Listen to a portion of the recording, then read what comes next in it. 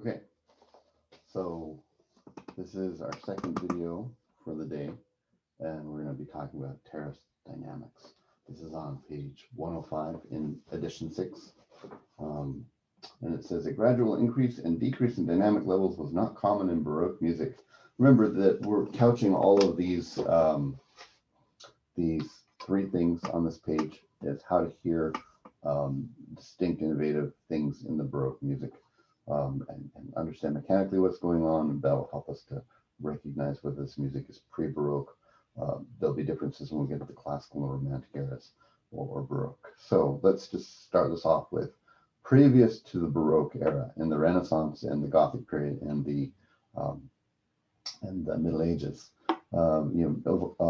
Notation is evolving, and it's not very sophisticated. By the time we get to the Baroque period, notation has become much more standardized and looks very much like modern notation today. They have a few interesting quirks that we don't use now, but essentially it's all there.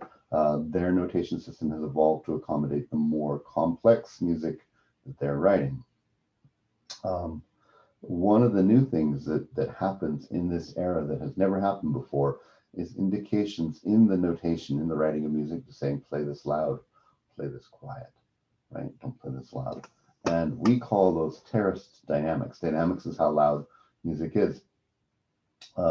Previous to this time, they didn't do this. If a composer wanted something to be louder, they would either just have more singers, or they would write part of the music for just a soloist and then a group of singers on that part, and then add more parts to it. In other words, the loudness and quietness of a music event at any time was directly related organically to how the music was written. Do we have the full choir come in? Do we have them stretched to their range so they have to strain their voices?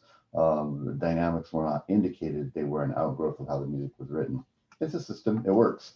But as we get more sophisticated here, we now have composers calling for this is loud or strong, and this is quiet or not. And so the first time in the music, we see the terms forte and piano. Okay, forte, just an F, the symbol for strong, right? Piano for weak or quiet. And I'm in Mind Tap right now, and I'm at Spring, which is one of the later chapters here.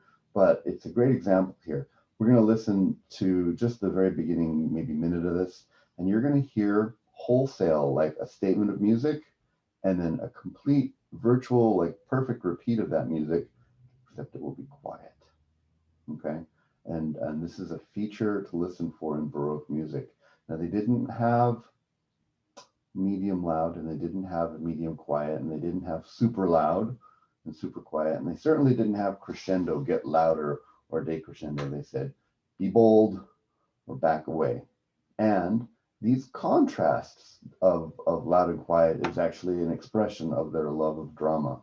It's one thing you've seen in order, it gets really loud and then it gets really quiet or something like that. And he pulls your attention one way or the other. Music is doing that. And so it's another, oh, look, love of drama.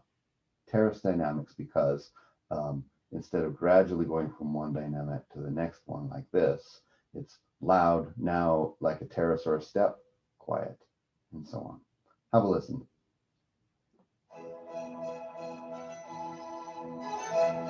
So here's loud, forte, and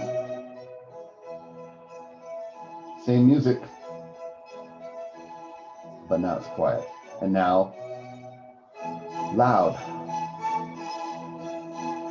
And it's going to be a perfect repeat, but it'll be quiet.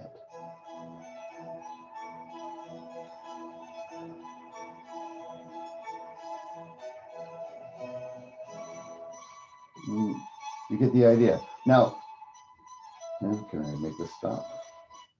There we go. It wasn't always on repeat, so although that's a great place to feature that, to go louder, quieter, quieter, loud.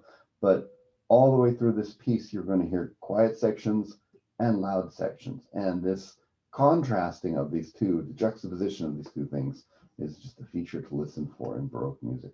They didn't indicate this previous to this, and this is not any more complicated than that. So we call those terraced dynamics because they're indicating by step, whether you're playing loud or whether you're playing quiet. That's about it for right now, but we will mention that again and again. And again, please tie these things back to those three tenets of the Baroque period: love of drama, right?